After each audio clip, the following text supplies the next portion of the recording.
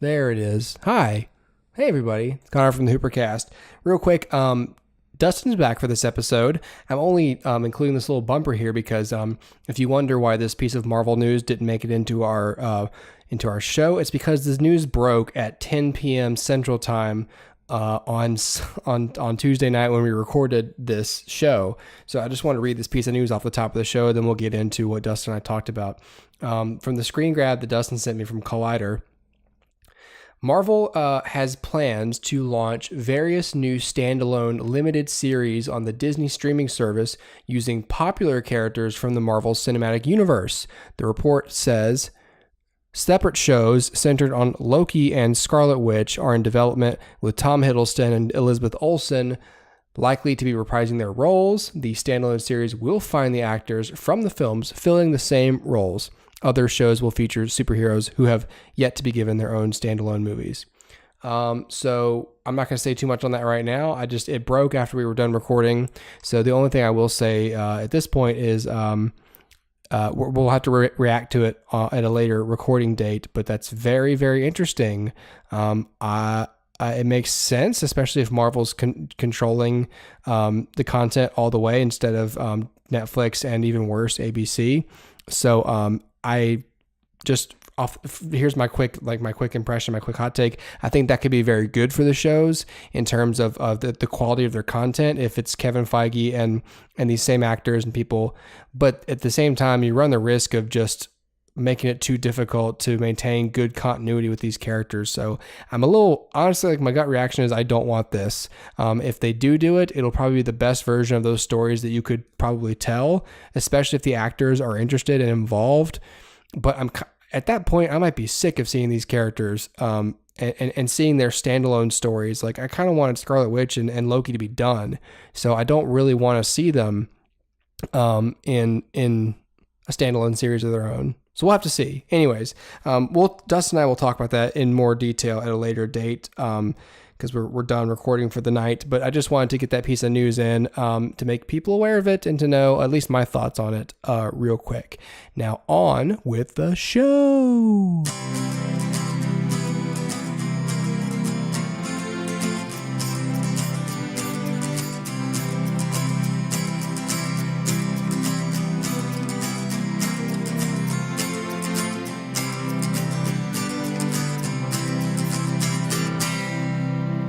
Well, hey everybody, it's that old HooperCast there. Hey, and look who decided to show up. Hi, Dustin. Hey, I had some time, so I decided to be here. Woo, Dustin, you've been real busy, dude. I know, man. It's just one of those things. Having a job and a life, right? One of those things. But you get through it, and then you can podcast when you can. There you go. Yeah, man. While you've been gone, I've just been sort of doing it solo. Yeah, I've listened to them. Oh yeah, did they get profound? Did they get strangely serious? Yeah, they were very like tonally, they were very introspective. Sure. Okay. Yeah, that happens when I'm by myself. Yeah. Start looking inward. Right. Exactly. Looking within. If you want to look within our show, you can. Oh well, this would work. This always happens. I swear to God. It would help if I actually routed that effect. There it is. That's our YouTube channel. We have plenty of these things. Hopefully you're watching on YouTube right now, but if you are listening on iTunes or watching on Facebook, there is a YouTube channel. If you subscribe to that YouTube channel, you might be able to see the video a little earlier than, because I put these up on Facebook on Fridays, but sometimes I'm done earlier than that. And when I am, guess where they go? On the YouTube page. So... Hey. Yay! Yeah. Anyway, that's what it looks like. HooperCast, and hit that subscribe button. You don't have to comment or like it. We don't care about that, but we care about those numbers. Get that money. Money. The monies. Yeah. This thing just didn't help the latency at all. That's just okay. Well, we'll address that one day. Yeah. All right. One of these. Dustin. I will say while you were away, but not really while you were away, because this happened today. There was a new Captain Marvel. Well, sorry, the Captain Marvel trailer premiered. It did. And just in time for our show. Right. So it's almost. I like to think they did that on purpose. Yeah, Kevin Feige is a big fan of this podcast. He is. He said, "Release it now, hurry." Let's see. Oh, you're frozen on Skype. Oh, it's because I covered you up. My God, I'm so tired of that stupid thing. All right. Anyways, the screen grab I have up here is not of any images of Captain Marvel. I wouldn't dare test fate there. But I did take a screen grab of the Google search result for Captain Marvel in the news section, which is a bunch of articles saying, hey, oh my God, the trailer's here. The trailer, yeah. So there's not much that we're really going to talk about except I was a little bit underwhelmed by this trailer. Yeah. I typically with these superhero films, the first trailer is usually like, well, here's what it looks like, and here's something, because so far you've gotten nothing except maybe some pictures. Sure. But you don't really know what the film looks like. Yeah. And then the second trailer is usually like, okay, here's more character and plot stuff. Yeah. You know, and additional, you know, stuff. And then the third and probably usually final trailer is like, you know, actually like set pieces, because since the effects are a lot closer to being finished. Yeah. So I typically don't watch past the first trailer. Yeah. And I never expect anything from the first trailer for those things. It's a tease basically. Yeah. But normally Marvel does exceed my expectations. Sure. For these trailers. This one did not. This one's the first one that didn't. And I don't know if it's just because it's a new character. So I'm just like, okay, well, I'll see it when you know. Yeah. I don't know. Did you feel the same? Yeah, I did. I think you're right. I think it's a new character. It's a character that I'm not super familiar with. So I don't have that like, you know, knee-jerk nostalgia that crops up when you show me like Captain America on screen. Mm-hmm. And then I think on top of that, you know, this may be reaching, but I feel like maybe in a post Infinity War landscape, these, you know, movie, and I know this is a little more intergalactic, but movies that tend to take place more on Earth and with, you know, like seemingly human looking villains and you know, just shots of humans. Maybe that's a little underwhelming now. I'm not sure. Again, maybe that's reaching, but yeah, it's hard to pinpoint. But I do think that the main thing is just I don't really know the character, so it's just hard to get excited. It's almost like I compared it to this earlier. It's almost like when you watch a TV show and it's like, oh, I really like this TV show, and it's like next week on, and like it shows you some characters that you don't know yet, and you're like, oh, okay, cool. Right. We're going to go see some new things. But you're not like excited. You're just like, oh, okay, let's see where it goes. So whereas like if it showed you like the characters you know and love, like almost dying, then you're like, oh my gosh, I have to see it. So I think that's sort of the thing. Yeah. And especially just so late in the game and after like Infinity War, it's like we're so invested in what's going on with those characters. Yeah. And it's like, okay, this is like movie number 22 and now we're getting introduced to a new character now. It's like, oh my God. If you remember, that was one of my things about Ant-Man was I felt like after Infinity War, it felt like a weird spinoff. It didn't feel like it was integrated. And I feel like as much as she may be involved in Avengers 4, and I think probably is, I have a feeling this is going to feel that same way. It's going to feel like a spinoff until the payoff in Avengers 4. But I think what's different about Captain Marvel is since it does take place, you know, in before all of these events happened. Yeah. You are a little bit more invested because you already come in, you don't expect any hints to the fate of the characters at all. Whereas Ant-Man, where it took place like, you know, like a week before the events of Infinity War happened, even though you're like, okay, you still expected something. Yeah, because you know, because of when it was. So I think just with it being set like, you know, 20 or so years in the past, it's a little easier to go, okay, this is going to be so self-contained that I expect nothing. Yeah, I can see that too. Yeah. Anyway, regardless, I'll be in the theaters for it. Yeah, me too. So, yeah, there's one particular moment where that we all thought was funny where Carol punches a woman in the face on the subway.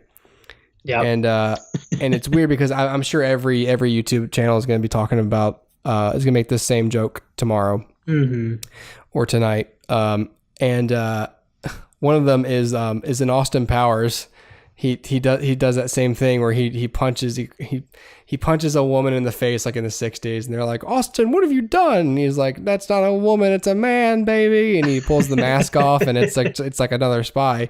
And then like when he gets frozen, he ends up in like, the present day. He does the same thing, but it doesn't, one of the ways they pound the joke home that Austin Powers is out of touch or his methods might not work anymore is that he does the same thing. He punches this woman in the face, and it's Basil Exposition's mom. He's like, that's my mother, Austin. He's like, yeah, it's a man, baby. And he can't pull her face off. Right. And so I'm sure everyone's gonna mention that, but it led to an interesting conversation in our text thing that we can't really get fully into now because who knows what they're going to do. Sure. But there's the concept of the Skrulls being in this film, these shape-shifting alien race, and the fact that that's probably what that will, either Carol Danvers is a real bitch, or ageist. Yeah, so ageist. Stop looking at me. Or that's a Skrull. Yeah. And it brought about the question of who wants to take bets on which of our heroes have been Skrulls this whole time. Yeah. So we won't go full into it what we think right now, but I'll just we'll come back to that at a later date. The short answer is I hope they don't do that to any of our heroes, but there's a lot of things. There's a lot of like shocking moments being hinted at for Avengers 4, so you never know. Right. Exactly. So I don't think they'll do it to any of the heroes, but we'll see. I don't think. Yeah, we'll unpack that at a much later date. But the trailer's out. So if you didn't know that, you can Google the trailer right now, or go to any of those. Like I said, any of those whatever links, things, whatever you call those. The other piece of news, Dustin, is something you brought to my attention regarding Netflix or a Netflix property. Yeah, what's up with that? Today, Netflix announced a live-action Avatar: The Last Airbender reimagining series for Netflix. So this is going to be executive produced, and the showrunners will be the same two creators of the original series, Michael DiMartino and Bryan Konietzko. They brought us the original series. They brought us the sequel series, The Legend of Korra, which I was a little underwhelmed by. But in the statement, for those of you that don't know a little bit of history here, Avatar: The Last Airbender aired on Nickelodeon from like 2005 to 2008, 3 seasons, and then it was done. And then there was an M. Night Shyamalan famously failed film, a live action movie that was awful. And it's hinted at in this press release. They decided to throw some shade at it. So the press release says, this is again quoting Konietzko and DiMartino. They say, "We're thrilled for the opportunity to helm this live action adaptation of Avatar: The Last Airbender. We can't wait to realize Aang's world as cinematically as we always imagined it to be, and with a culturally appropriate, non-whitewashed cast. It's a once-in-a-lifetime chance to build upon everyone's great work on the original animated series and go even deeper into the characters, story, action, and world building. Netflix is wholly dedicated to manifesting our vision for this retelling, and we're incredibly grateful to be partnering with them." Now, there's a couple of quick things I want to point out here. Number one, this falls under that same category that I always say about Disney movies, which is these Disney movies where they're remaking The Jungle Book and they're remaking Lion King and they're remaking Dumbo. Is essentially what we're saying is that animation is no longer a valid form of storytelling until it gets a live action treatment. And that a story is not complete until it looks real, which again I completely disagree with. And I think that this falls into that same book where we're saying, oh hey, the animated series is great and all, but here comes the live action, which is going to be better. Just because it's live action, it doesn't hold true. That's not accurate at all. Nobody likes these shows or these movies, Dumbo, Lion King, whatever. Nobody likes these because they look real. We like them because they tell real stories. And just because they look real or they don't has no bearing on the situation of how relatable we find the stories or how invested we can become in the characters' quests. Right. I think where I'd hang my hat on is like, look, will it be cool to kind of see some of this in live action? Yeah, maybe. But at the end of the day, what are you really going to add to it? in my estimation, Avatar: The Last Airbender may be the most perfect animated series ever made. I recently rewatched it on Blu-ray for the first time when it was released a couple months ago with my wife, and she absolutely loved it, like I knew that she would. I absolutely loved it. That's my third time viewing the series all the way through. It holds up absolutely, and in my mind, it is the perfect animated series. As much as I will harp on the Spectacular Spider-Man or Batman the Animated Series, I love them. But Avatar tells a complete story, a series long, overarching story from beginning, middle to end, and it's there and then it's done. And it's a beautiful story. With beautiful voice acting and beautiful music and beautiful animation that all will be lost in this. The voice acting gone. It'll be different people portraying these characters. The animation gone. Everything will be completely different. And that's not to say that it can't be good, but it's to say why. Why do it if you succeeded on the first go around? That's what doesn't make sense to me. There's nobody out there saying, Avatar had great potential, but it was wasted. Everyone's saying, wow, that show surprised me and it was great. And, that's a high bar that they now have to reach. And so I'm not saying that they can't do it, and I'm not saying that they shouldn't try. What I'm saying is that I hate to go down a road where we're discounting animation as a valid form of storytelling. And I hate to go down a road where we are either purposefully changing things from the source material, which, like I said, is near perfect, just to be different, or giving us added information that doesn't apply, or not changing anything. And then again, you're just remaking it for the sake of live action, which is dumb. So it just seems like a lose-lose to me.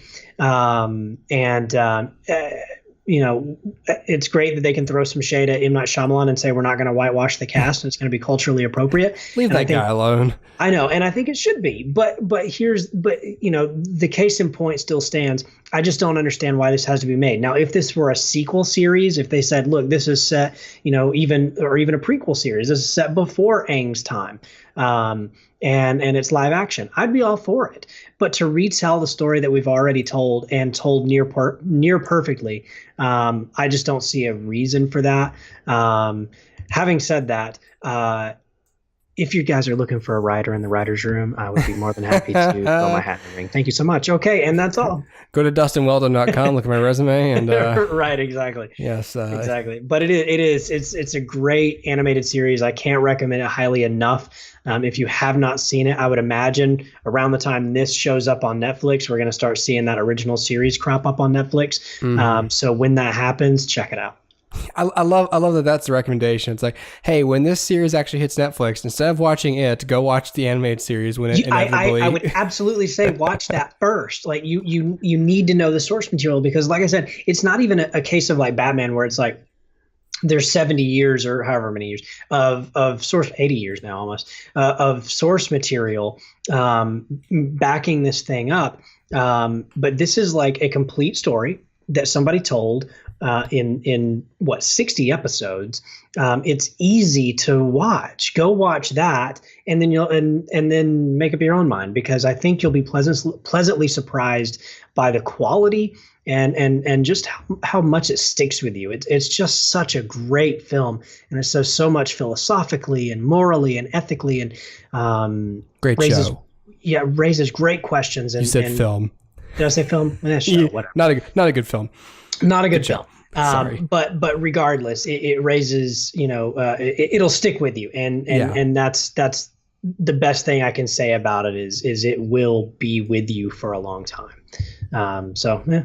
In your dreams, you will be an airbender. Yeah, man. Yeah. Well, that'll be interesting to see what comes of that. It's weird because I did not know your thoughts, and so I assumed like they're probably bad. And then I read them and I was like, oh, it looks like the original creators are involved, and right. It's Netflix, and then I thought like, oh, Dustin probably likes this, right? No. Well, all signs point to yes. Even though I wasn't a huge fan of Legend of Korra, I think that those creators, they created something really, really special. Yeah. And that's not to ever be discounted. You could almost equate it to J.K. Rowling doing Harry Potter and Fantastic Beasts. Harry Potter's phenomenal. Fantastic Beasts is okay. And yep. But you can never take Harry Potter away from her. That was a huge achievement, and it's the same for these guys. They achieved something really spectacular, and so it's a great. All signs point to yes, Yeah. but again, it's just a matter of but why though. When you could do a sequel or a prequel and just do it in live action and utilize a different medium, they've got comic books going for this now. So they're already branching out into different mediums. Just tell a different story in a different medium and it'd be fine. But to retell it, I just don't know what the purpose is. Like what more can you achieve? Like how much more perfect can you make a story just because it looks realistic? Right. And just me. They just want to be able to present it in new CGI, and it's true. And the culturally a diverse cast too. Like I think they really think they can get a lot of mileage out of that, especially since the film was notoriously bad at doing so. Right. And to get the film off of people's palates, I think this is sort of like a let's protect our legacy kind of move. Yeah. Which I can't fault them for. I would want to do the same thing. If I created something great and some dude came by and said, I'm not going to listen to you guys, I'm going to ignore you and do my own thing, and it's going to be awful, and it has a 6% on Rotten Tomatoes, I would probably and that's the way the public most readily knows your property that you created. I'd want to save face too. Yeah. Okay. Well, speaking of saving face, let me tell you about Letterboxd for some reason. Let's talk about Letterboxd real quick and then we'll move on to some movies. Letterboxd, by the way, if you did not know, Letterboxd is a social network for film lovers that allows you to track, rate, and review the films you watch. You can follow other members to get recommendations. You can publish lists of films like your top 10 for the year and a lot more. Right now, listeners of our show have the chance to win a free 1-year pro account upgrade on Letterboxd, which is pretty freaking sweet. Letterboxd is free to use. God, Jesus. Letterboxd is free to use. There is no subscription fee, but that pro account's going to provide you with additional features such as a customized summary of your past year's viewing. If you're into that sort of thing, if you already have a pro account, guess what? I beat you to it. You get the year extension free. Okay? Free. If you want to enter, all you have to do is listen to our show, and we will read the code word at random. What code word? The code word, man. The code word. This month is September. If you, if you didn't know that. And the code word for this month is "that's okay." That the code phrase really is "that's okay." It's okay. Yeah. Yeah. But you have to say it like Dr. Phil as you type it in the email. What email you say? You're going to send us an email at HooperCast@gmail.com, HOOPERCAST@gmail.com. Enter the code word in the subject line and make sure to include your Letterboxd username in the email so that we know which account to reward. The winner is going to be selected during the last show of each month. You can also follow our show on Letterboxd. Just search HooperCast, Letterboxd.com, LETTERBOXD.com, Letterboxd.com. Exterminate. Exterminate. All right, cool. Dustin. Yes. What also happened while you were away is Burt Reynolds died. Yeah, he did. Yeah, Turd Ferguson. Sad times. Yeah, I feel like I just made. I'm sorry, Burt. I'm sorry I said that. Speaking of Turd Ferguson, though, Norm Macdonald has a show on Netflix. I'm excited about that. Yes, he does. Yeah. Okay. So I guess because of his death, is that why you recently watched Smokey and the Bandit? Yes. Yeah, and I had never seen it, actually, believe it or not. Okay, so me and John watched this in college, and I did not like it. Really? Okay. No, I was like, this is dumb. Yeah, and he was like, "What are you talking about? This is Jackie Gleason, and this is great." And Eastbound and Down, and right. I was just like, I don't. It's not for me. I don't know. You sound like you liked it better than I did. Yeah, I liked it. Again, I had never seen it, so I went in really blind. I didn't know really much about it except for that every Georgian worth his weight in grits had seen it, and loved it. And so I was like, yeah, I don't know. But when he passed away, I was like, you know what? This seems to be the guy's biggest credit. Let me check it out. Right. And it's actually available on Amazon Prime. So it is free to watch if you have Prime. I just loaded it up one day and went to town. Loaded up and trucking. Yeah, loaded up and trucking.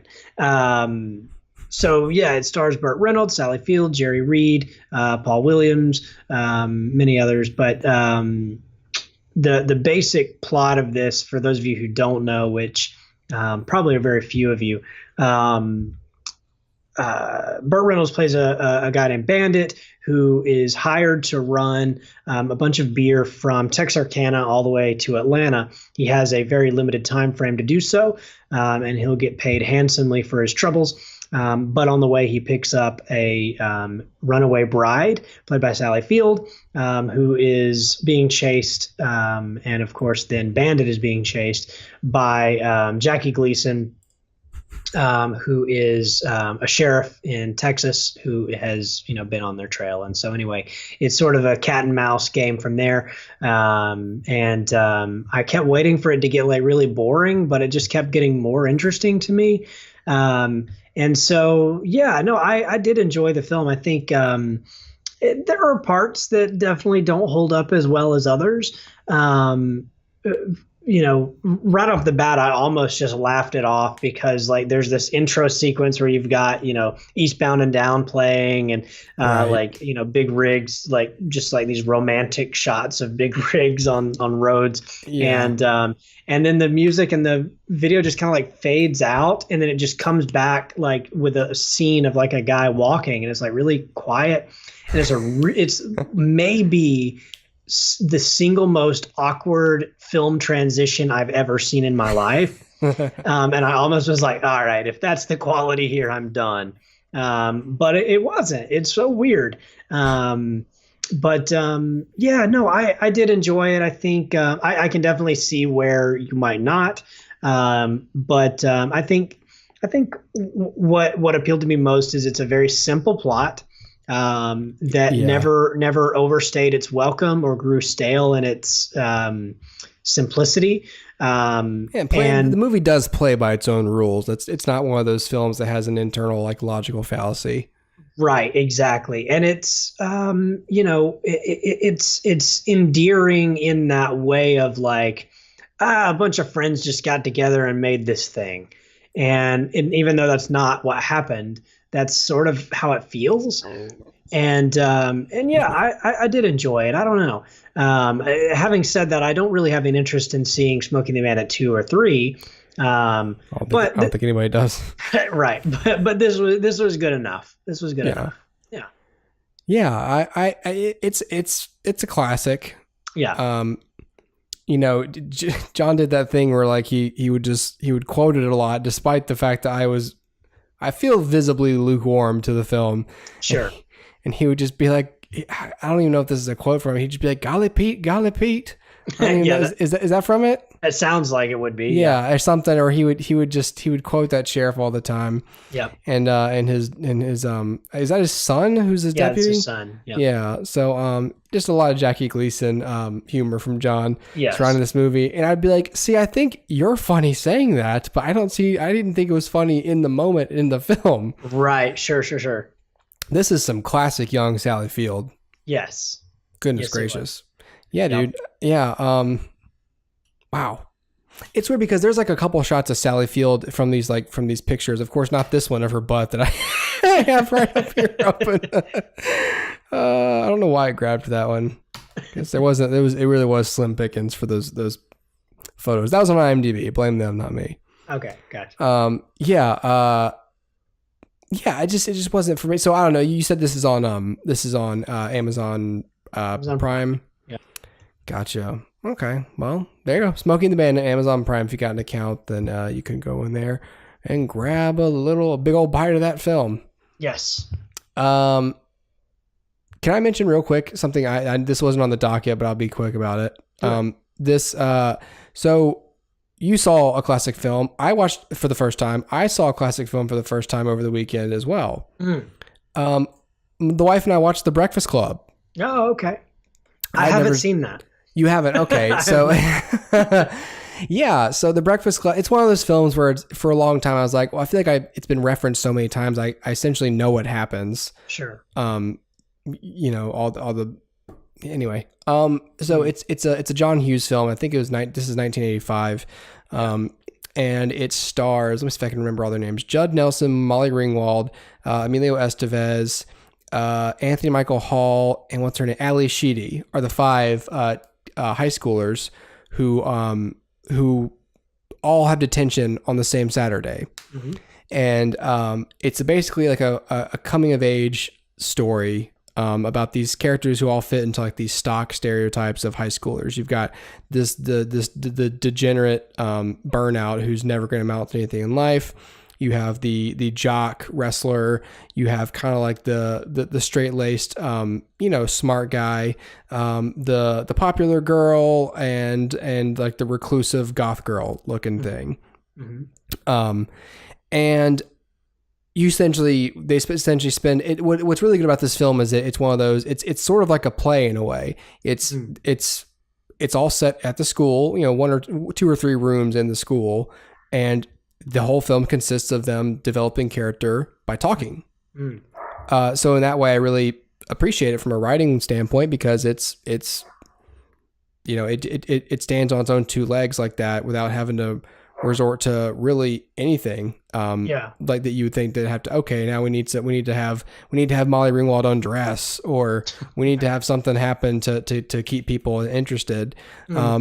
So of course this was a time in movies where you could do that, and perhaps budgets constrained you to that. And it's just one of those movies you wouldn't see, really released today. Sure. I don't think. Sure. Maybe that kind of thing is coming back, but anyway. This was on I think this was on Netflix. So you could check it out. I think it's pretty short. I think it was like 90 or 100 minutes. Oh wow. But it's generic in the sense that like, oh, okay, so they're going to learn to like accept each other, and maybe everyone's going through the same stuff in high school. Basically, everyone feels like they're an outcast. Yada yada yada. So the arcs are all going to be familiar, but this was one of the notable films to achieve that. 30 plus years ago. Sure. It kind of broke the mold. Yeah, it really just sort of was like, hey, here's a type of movie, and then other movies, after the fact would sort of ape it, or try to capture that same magic of John Hughes. So, and you've got films even today like Spider-Man: Homecoming that was modeled to be, like a John Hughes story in terms of how it was going to treat teenagers and their struggles. So you still have people paying homage to it, but not necessarily going, okay, we need to like remake The Breakfast Club. Right. Sure. So, which I'm sure if you did that today, there'd be like a trans kid and like I don't even know who every kind of kid under the sun. Just a kid who vapes. Diversity. Yeah. An albino kid, all the, an illegal kid. Right. You know what? We should write this film, Dustin. We should. This is the part where we need to be quiet and protect our IP. Right, exactly. What would we call it? We'd call it The Brunch Club, because breakfast is sexist. The Brunch Club. That's the Brunch true Club. Millennial right there. Yeah. We're going to have brunch. Nobody has breakfast anymore. Idiot. You're such an idiot. The whole movie just takes place over text. You're so stupid. Yeah. Or Snapchat. Oh God. The Snapchat Club. The Snapchat Club. Yeah, that's what it would be called. Yeah. All right. Dustin, why don't you tell me about Hostiles? Because I was pretty interested in this movie, and it feels like it went in and out of theaters quick. Yeah, it did. It was released last year. It's directed by Scott Cooper. Did he direct Black Mass? Yes, and he directed Out of the Furnace, also with Christian Bale, and Crazy Heart. Right. Jeff Bridges. So yeah, good filmmaker there. This is a Western set in 1892, so post Civil War. You have the film begins with Rosamund Pike, who is a mother of three, and her husband spots something in the horizon, and it spells danger. So they take off running out the back door, and as it turns out, it's I believe it's Comanche Indians, and they attack this man's home. They kill him, scalp him, while his family watches, and then they proceed to shoot and kill Rosamund Pike's two daughters and her baby son, leaving her all alone. So what a way to begin a film. Yeah. Very like gripping from the first scene. And then we switch gears. We go to Christian Bale. He's our protagonist. Christian Bale plays a close to retirement Army captain who is. He looks really sad. Yeah. He's very much beaten down and war torn and bitter. Probably some PTSD, whatever. And he is very, very, very racist. Hates the Native Americans. And wants to lock every single one of them up or kill them or both. And he is given a very special mission from the president, which is he has to escort a Cheyenne chief and his family back to their homeland. So this Cheyenne chief, essentially there's a big progressive movement that says, hey, these Native Americans are people too. They have rights. If this man, the Cheyenne chief, has cancer, he's dying, he needs to go home and die in his home place. And there's enough pressure put on the president to issue this as an actual thing that will happen now. And Christian Bale is chosen for the job. Much to his chagrin, because, again, he hates Native Americans just because they're Native American, but he hates this Native American more than any other, just because of personal stuff, which I won't get into here. And so this sounds a little bit like 310 to Yuma in that sense, where he's got to escort someone that he is that he hates. And then maybe less directly comparable, but Children of Men or Logan. Right. Yeah. No, exactly. Yeah. It's very, very similar. And so he has to escort this man home, and along the way runs into Rosamund Pike, and he takes, his crew, which consists of a few different people like Jesse Plemons, Scott Shepard, a bunch of different guys. And, was that Scott Grimes I just saw? Scott Grimes was Herschel from The Walking Dead. Yes, yep. So he's in this very briefly, but he is. Every time I see that guy, I still think of Shiloh. Yeah, I still think of The Walking Dead, but yeah, I can see that too. Yeah, I try not to think about The Walking Dead. Right, this is true. But yeah, no. So it's I'll tell you this. It's another simple movie, so I've had a kind of a string of these kind of movies where it's like, all right, here's what you got to do. Go do it. We're not going to really waste your time with like tons of B story or tons of C story. Like everything's kind of contained. And while there are, B characters, the story really relates to what the A story is, and in a major way. And so it keeps everything really focused. And I find myself drawn more to movies like that at the moment. And maybe that's just because Hollywood blockbusters have become so overly convoluted. And I like to kind of attribute that to like The Dark Knight, where they very expertly were able to weave, three different storylines together. And then everyone else after that was like, we can do it too. The villain meant to be captured, because if he knew he was captured, then he would be captured. And then they would know that he'd have to be here. And then he'd do this. And, it becomes too much like, it's just a writer, like trying to be smart. Doing writery things. Right. And so I really love this idea that the maybe the simple focused story is coming back. There's nothing wrong with it. Like that's the thing. Like the fact that it even went away, that people felt like the stories had to be needlessly convoluted. Yeah, Like yeah. there's simple stories in real life, and there are simple stories that can be told in really interesting ways. And there's nothing wrong with a really straightforward story with not a lot of narrative surprise, Yeah, executed really well. it's true. And really that's a staple of the Western genre anyway. You don't have villains with complex plans and huge twists and turns. You have a dude doing a thing, or a lady doing a thing, and then you do the thing and you get done, and then you say, well, that's all, Pilgrim, and then you're done. And like that's the way that Westerns always have been. And so this very much follows that mold. And I just happen to love what this film says.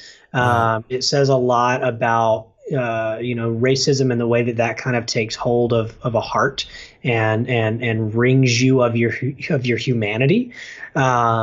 I love what it says about war, and that these soldiers are beaten and battered and feel inhuman. And I love what it says about even simple things like family and what it means just to love on somebody that needs a little bit of love. And so and I just really enjoy what the film was saying, and I really enjoy the way that it said it.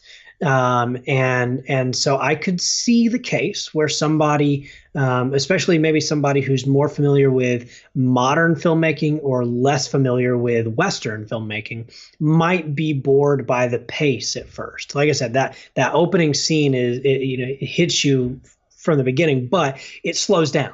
That's sort of like your hook, right? Here's why you're watching. And then now we're going to do this long, arduous character work, for the next hour and a half. It's just going to be, nonstop digging at characters. And I loved it. I loved every second. I thought they did a really, really great job of it. The film is beautiful. There's some really great imagery here. It's super well performed. Christian Bale continues to blow me away with his American accent. It almost just keeps getting better. I just completely buy him as somebody from this era in this place doing this job. And that's so impressive to me, especially coming off of a role like Batman, which should be the only thing I can ever associate him with, and yet I don't. And he's just got so much chemistry, and you can just tell that this guy loves his craft. He may be a little bit crazy about it, good for you, but I think that I think that he picks his projects well because he's passionate about what the film is. And sometimes they're good and sometimes they're bad, but I think he's always passionate about it. And so, I really, really enjoyed this film. It surprised me. I thought like it would be worth the watch. I thought it would be kind of middle of the road, though, maybe a little better than middle of the road. But this surprised the heck out of me. And you know what? I think I'm going to give it a 5. I'm going to give it 5 stars simply because I can't really find much to nitpick. Like, I guess I could say it's a little slow or whatever, but I didn't mind it. So I'm not going to knock off for it. I really loved the themes. I really loved the story. I really loved the focus. I really loved the performances. I really loved the imagery. I really loved just everything about this movie. And I would go as far as to say it's the best Western I've seen since the Coen Brothers' True Grit. Also featuring Ben Foster. Yes, which I also loved. Wait, sorry. No, it doesn't. No, Ben Foster wasn't 3:10 to Yuma, though. Yeah. I was mixed up him and Barry Pepper. Yep. But yeah, and 3:10 to Yuma I liked. I just like Westerns. But at the end of the day, this was a good throwback to old school filmmaking that didn't have any of the bells and whistles of like modern stuff. And it also didn't bother to take what was, right, like I'm not one of these people that has a problem with what was. I don't see a point in rewriting the Adventures of Huckleberry Finn to be politically correct. So I don't have a problem with what was, because I can say that was what it's a product of its time, right? So I don't have a problem with the way that Westerns traditionally have been made or what they have been doing. And the fact that this follows that formula, I don't mind. I don't care. And you might say, oh, well, it should have been about Rosamund Pike. It shouldn't have been about him. Why does he have to save her, or whatever the case is? And I've read reviews that have said that. But for me, I don't have a problem with, a strong, stoic, cowboy.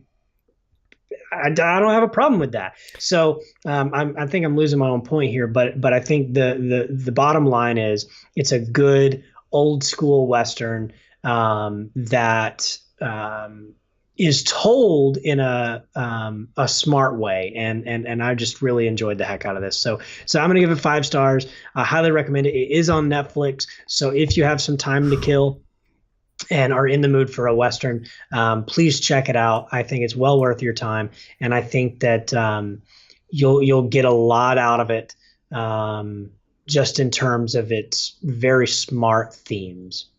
Wow. Yeah. That's awesome.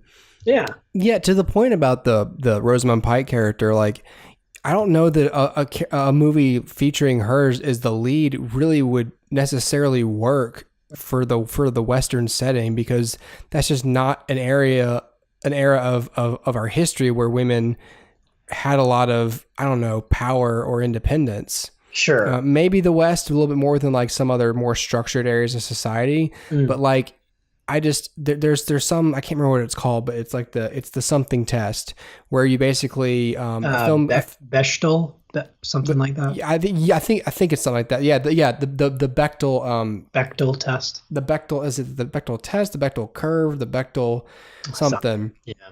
The Bechdel test, which is do you have a certain amount of scenes in the film that feature 2 women talking to each other, and what they're talking about has nothing to do with a man, basically? I think she's the only woman in this movie. Right. So like, it fails.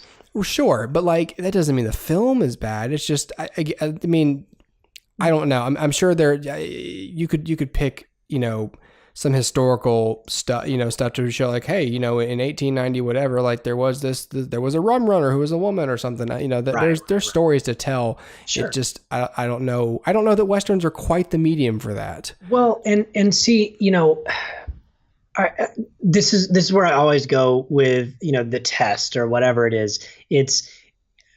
But is that the story that the screenwriter wanted to tell? Right. Like this is my thing is, okay, have your test and sure, you can test it and say, does it pass this feminism test? Yeah. And I'm fine with it. The test can exist, but you can't fault a film for what you think it should be. Right. Because at the end of the day, if this is art is about an artist expressing themselves and the way that they view the world through the medium of their choosing. And to make them structurally adhere to whatever your political motivations are is the opposite of art. Yeah. That's the same as studio interference, which we all always complain about when it's like, oh, well, you just made that to sell toys. Well, yeah, because you just ruined the art, because the expression of self is no longer the primary goal of the art.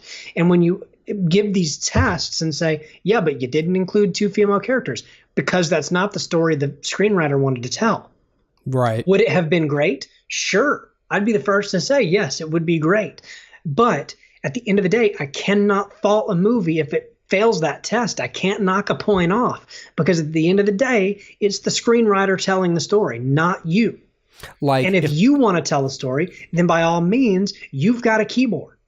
Yeah, that sort of test is more for films like Annihilation, where the cast is prominently women, and if they couldn't have gotten through that script without passing that test, then it's like, wow, then this movie really does fail on those merits, because all the main characters are females who are inside this shimmer, and they can't stop talking about Oscar Isaac.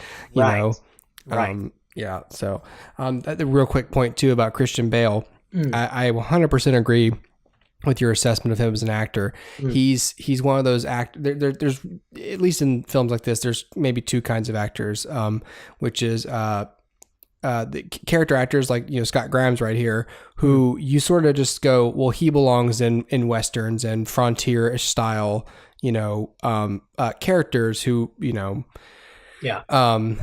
he drop him into and get him through wardrobe and give him a mustache and like a derringer, and he fits in this world. Yep. And Christian Bale was one of those actors who fits anywhere.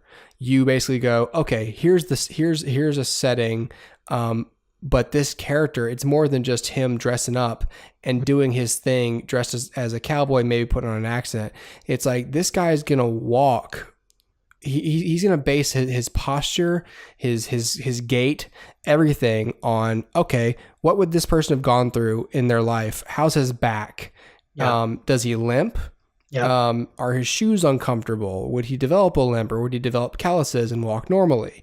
Yeah. Stuff like that. That's just like that. You think, oh God, who cares? And for some people, it's like it doesn't matter.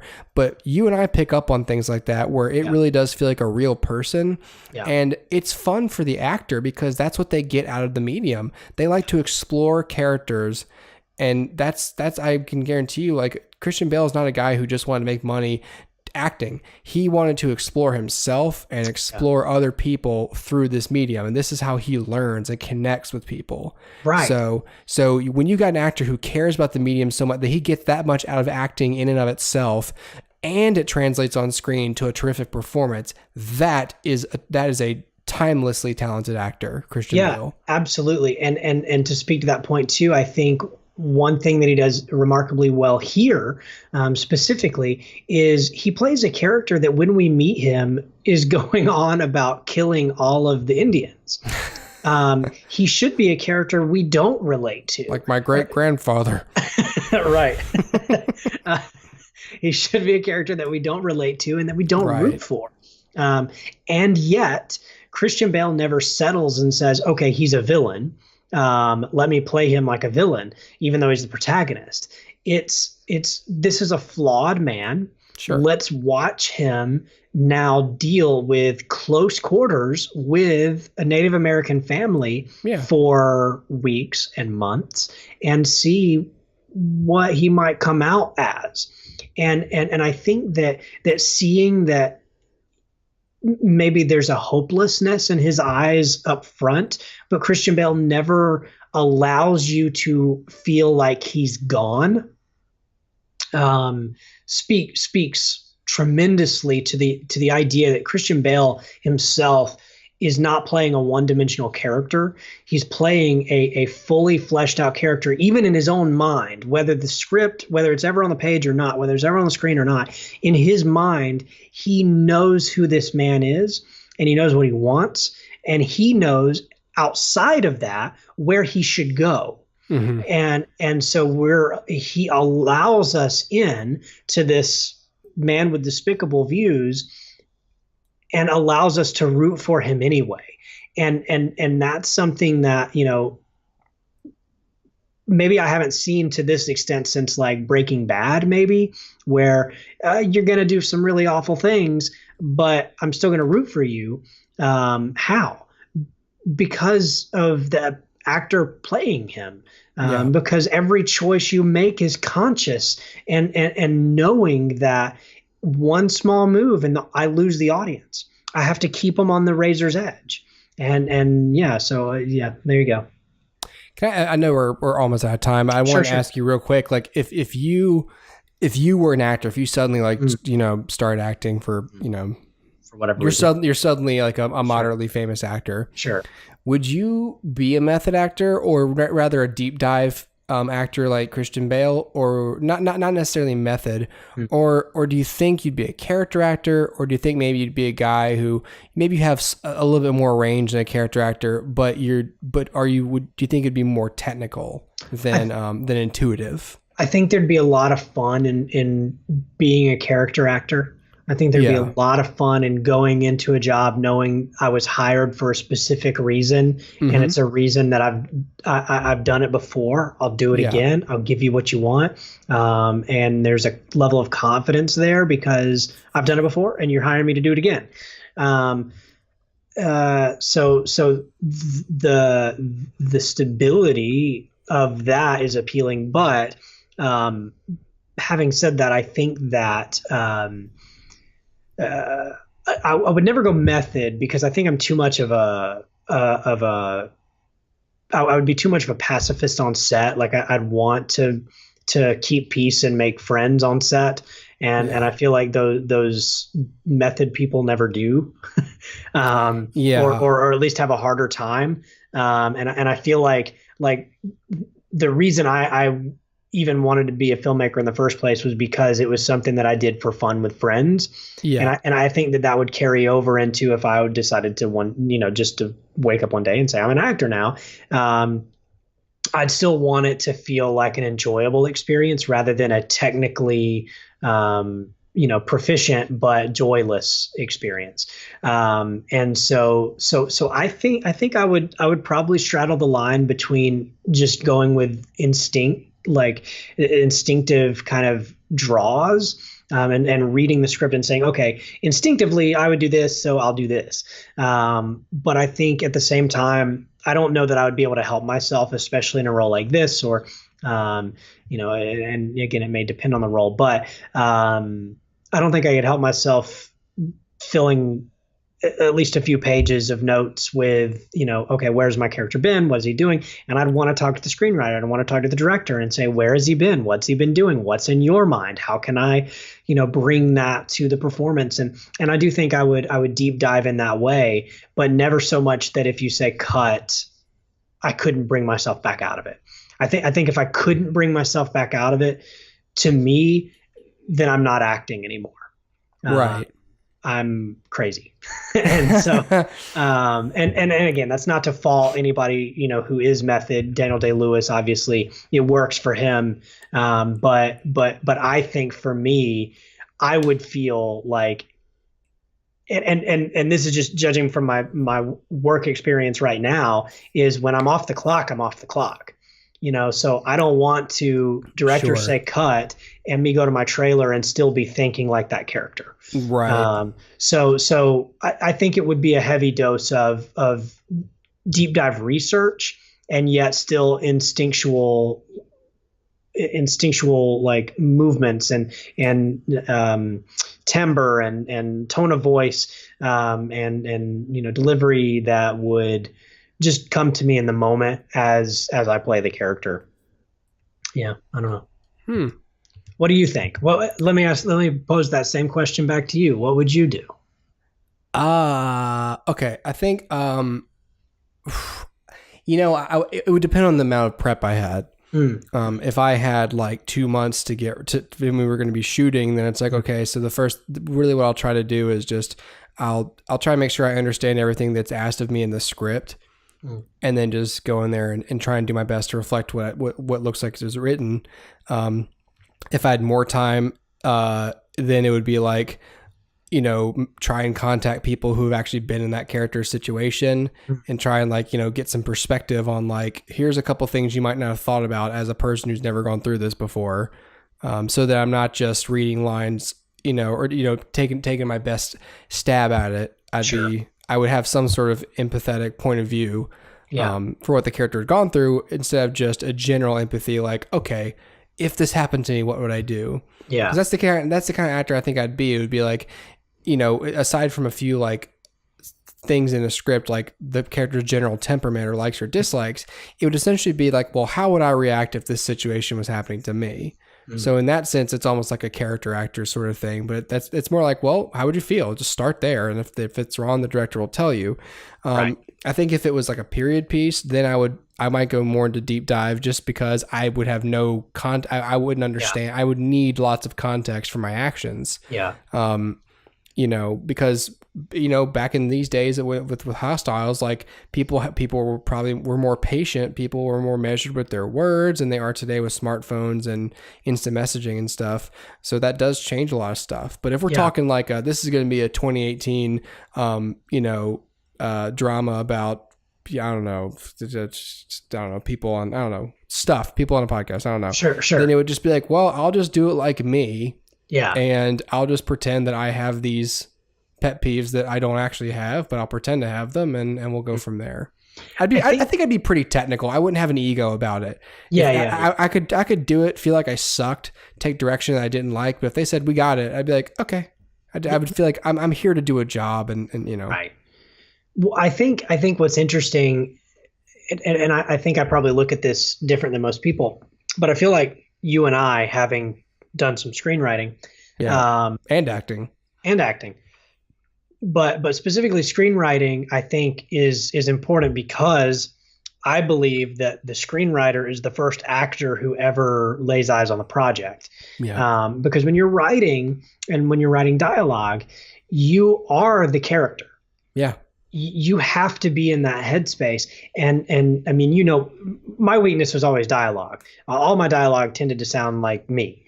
And what I found was it's because I didn't say it out loud. It's because if I heard it in my head, I heard me. But if I said it out loud, then I was playing a character. Mm-hmm. And it wasn't me anymore. And I could hear it that way. That helped you a little bit. Yeah. And so for me, I feel like if the screenwriter is the very first person who comes on board, and I think how you would be as an actor sort of relates to how you are as a screenwriter. And it's more about, inhabiting a character for X amount of time. For a screenwriter, you're always flip-flopping. You've got a scene with 5 people, you're all 5 of them. And so I think that, I think it's an interesting thought. And, I'm completely and utterly fascinated by performing arts, but I could never claim to, be anywhere near the ballpark of even calling myself an actor. But just saying I'm utterly fascinated by it, and by that process of being somebody and making it believable. Absolutely fascinates me. And it fascinates me how people with no artistic background can spot a bad actor. But people with no artistic background probably couldn't tell you the difference between a good painting and a bad painting. But everybody can tell you the difference between a good performance and a bad performance. Yeah. It's instinctive. We know when people are lying. We know when people are not true.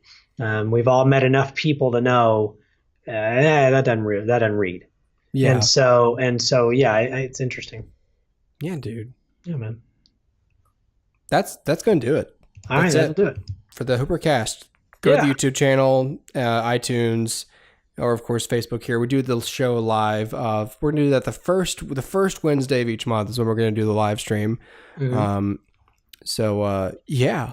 Anyway, and that's usually on Wednesdays. All right, everybody. Thanks for listening. See you later. Goodbye. Bye.